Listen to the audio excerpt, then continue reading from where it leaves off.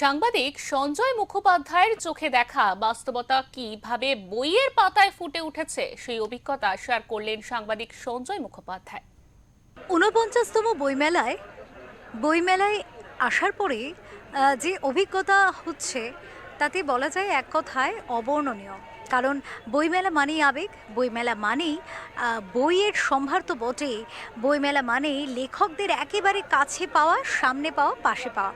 তেমনই কিন্তু এক ব্যক্তিত্বকে আমি এই মুহূর্তে কথা বলবো, তাকে পেয়ে গেছি আমাদের সাথে। এবং তিনি কিন্তু শুধুমাত্র একজন লেখক বা একজন কবি নয়, তিনি কিন্তু প্রাবন্ধিক এবং সাংবাদিকও বটে।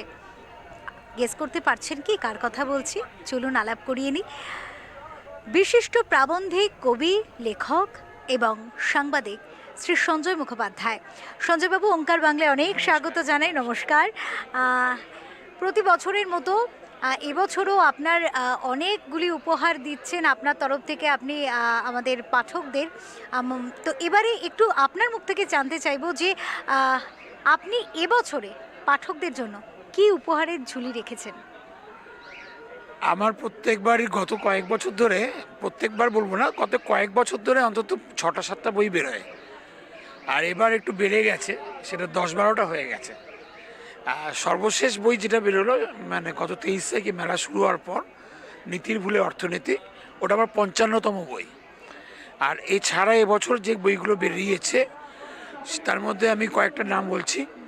আমি দুদিক থেকে বলবো। একটা হচ্ছে স্বামীজির উপরে ৩টি বড় ভালো মানে আমার রিসার্চ বেরিয়েছে।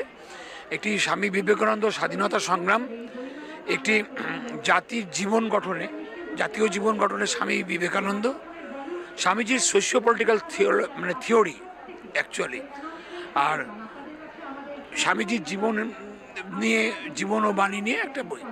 এই 3টে বই ছাড়াও বর্তমানে আমি যেহেতু সাংবাদিক, লেখক, বাস্তবতাকে আমি অস্বীকার কখনোই করতে পারি না। এই সময়ে দাঁড়িয়ে, এই সময় বাংলার মানুষের কাছে সবচেয়ে বড় আমার কাছে চ্যালেঞ্জেস মনে হয়েছিল যেগুলো চলছে বিভিন্ন দিকে, বাঙালি আক্রান্ত হচ্ছে। আমাদের একটা বই বের করেছি আমি, আক্রান্ত বাঙালি ও বাংলা ভাষা। আরেকটি বই করেছি স্যার নিয়ে, যে স্যার নিয়ে চলছে দিকে দিকে হয়রানি এবং মানুষের নাম কাটা, এবং নাম কাটার পরে কি হবে, যাদের নাম কাটা যাবে তাদের কি হবে, এই নিয়ে যারা স্যার নিয়ে বিশেষজ্ঞ, যেমন যারা সর্বভারতীয় বিশেষজ্ঞ তাদের নিয়ে, এবং মানবাধিকার কর্মী সুজাত ভদ্রটা বই কুড়িয়েছেন। আমি এটা প্রকাশক হিসেবে করেছি, অবশ্য এটা আমার লেখক বই না, ওখানে বই লিখে একটা প্রবন্ধ আছে, কিন্তু আমার লেখা বই হিসেবে বা আমার সম্পাদিত বই হিসেবে। আর একটা মনে হয়েছে আমার হিন্দু ধর্ম নিয়ে আমরা বাঙালিকে আর একবার মৌলবাদী একটা সংকটের মধ্যে ঠেলে দিচ্ছে। তাই হিন্দুত্বের রাজনীতি নিয়ে আমার একটা বই বেরিয়েছে, ঠিক আছে। এইবারে এইরকমভাবে রাজনীতি, অর্থনীতি, এই সমস্ত বিষয় নিয়ে কিছু বই, আর কিছু বই এমনি একটু মানে, যেমন আমি জুবিন গার্গকে নিয়ে একটা বই করেছি। কারণ বলতে পারেন হোয়াই জুবিন গার্গ আমাদের মধ্যে সাধারণ মানুষ হলেও তার মধ্যে একটা অদ্ভুত মানবতা ছিল, যেটা আমাকে খুব স্পর্শ করেছে। কারণ তিনি ৬-৭ লাখ টাকা করে ফাংশন করে ফেরবার সময় বাড়িতে হয়তো ৫০,০০০ টাকা নিয়ে ফিরতেন, আর বাকি সব টাকা আসবার সময় পথের ধারে ঘুমন্ত মানুষের মধ্যে বালিশের তলায় গুজে গুজে দিতে আসতেন। নিজের নামটাও জানাতেন না, ঘুমন্ত মানুষরা জানতে পারতো না যে সকালবেলা ঘুম থেকে উঠে জুবিন গার্গের ৫০,০০০ টাকার বান্ডিলটা সে পাবে কুড়িয়ে। জুবিন গার্গ এমন একটা মানুষ ছিলেন যিনি সিএ আন্দোলনের সময় মানুষের হয়ে সরকারের বিরুদ্ধে রাস্তায় নেমে আন্দোলন করেছেন। তিনি ৪০,০০০ গান গেয়েছেন, কি ১৪টা গান বাজনা বাজাতে পারতেন। এটা তো একটা বিরাট ব্যাপার ছিল। মানে ওইরকম একটা প্রতিভা আমরা দেখিনি, যিনি নিজে গান করতে পারতেন, নিজে লিখতে পারতেন, তার নিজের চিত্রনাট্য নিয়ে নিজে সিনেমা করেছেন, এবং তিনি সেই সিনেমার নায়ক হয়েছেন। এরকম প্রতিভা ভারতবর্ষে খুব বিরল। তো এরকম একটা বিরল মানুষ এবং বিরল প্রতিভাকে নিয়ে আমার মনে হয়েছিল যে এই মানুষটাকে এক্সপ্লোর করা দরকার। সেটাও করেছি। আবার অন্যদিকে সিকিম নিয়ে একটা ভ্রমণ কাহিনী করেছি। মানে এগুলো একটু অফবিট কাজ বলতে পারেন। আমার নিজের কাজ হচ্ছে মানুষের চোখ খোলা।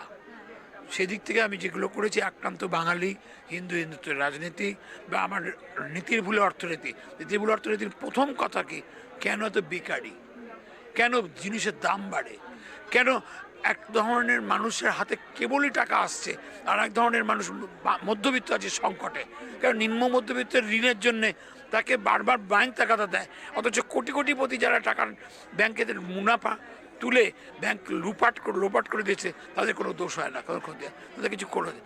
এইসব নিয়ে একটা তদন্ত আমি করেছি। অবশ্যই এর মধ্যে কোনো বিজেপি, তৃণমূল বা সিপিএম খুঁজবেন না, দয়া করে। আমার প্রথম এবং শেষ কথা হচ্ছে, আমি দলের ঊর্ধ্বে মানুষের জীবনযাপনের অস্তিত্ব, তার সংকট নিয়ে ব্যাখ্যা করি। কোনো দলের বক্তব্য প্রচার করতে আসিনি। আমি কোনো দলের কর্মী নই, কোনো বামপন্থী ডানপন্থী দলের কোনো প্রচারকও নই। আমি মানুষের কথা বলতে চাই, মানুষের সংকটের কথা বলতে চাই, মানুষের সমস্যার কথা বলতে চাই। একেবারে। আমরা কিন্তু আজকে শুনে নিলাম সঞ্জয় মুখোপাধ্যায়, যিনি একজন প্রাবন্ধিক, কবি, সাহিত্যিক তো বটেই, পাশাপাশি কিন্তু একজন সাংবাদিক। তাই সাংবাদিক সত্তাকেও তিনি কিন্তু বাদ দিতে পারেননি, যার কারণেই তার কথায়, তার লেখনীতে বারবার উঠে এসেছে মানুষের কথা, মানবিকতার কথা, এবং এই মানবিকতা বেঁচে থাকুক। কারণ বর্তমান সমাজে দেশের জন্য তো বটেই, বিশ্বের জন্য মানুষের মানবিকতা বেঁচে থাকা অত্যন্ত প্রয়োজন হয়ে দাঁড়িয়েছে। পাশাপাশি কিন্তু মানবিকতা এই মুহূর্তে অনেকাংশেই দুর্লভ বটে। তাই এই ধরনের লেখা পড়লে পাঠকের মধ্যে যে সমৃদ্ধি ঘটবে, সেটা আত্মসমৃদ্ধি, সমালোচনা এবং মানবিকতার জায়গায় গিয়ে মনুষ্যত্ব যে সবাইকার ঊর্ধ্বে থাকে, সব কিছুর ঊর্ধ্বে, তেমন বোধ কিন্তু মানুষের মধ্যে তৈরি হবে। আর সেই প্রচেষ্টাই করেছেন শ্রী সঞ্জয় মুখোপাধ্যায়। অনেক শুভেচ্ছা রইল সঞ্জয়বাবু আপনার জন্য, আপনার লেখনীর জন্য। আরও বেশি আপনি লিখুন, পাঠক পড়ে সমৃদ্ধ হোক, কারণ বইয়ের কোনো বিকল্প নেই। কাজেই যদি একটু বলে দিই, সঞ্জয় মুখোপাধ্যায়ের যে কোনো বই আপনারা যে কোনো বইয়ের দোকানে তো পেয়েই যাবেন, কিন্তু যদি বলা হয় বইমেলার কথা, তাহলে চলে আসতে হবে বোধিসত্ত্ব প্রকাশনে। সেখানে কিন্তু আপনারা এই বইগুলি পেয়ে যাবেন। ক্যামেরায় সন্তোষ রায়ের সাথে অপরূপা কাঞ্জিলালের রিপোর্ট, ওঙ্কার বাংলা।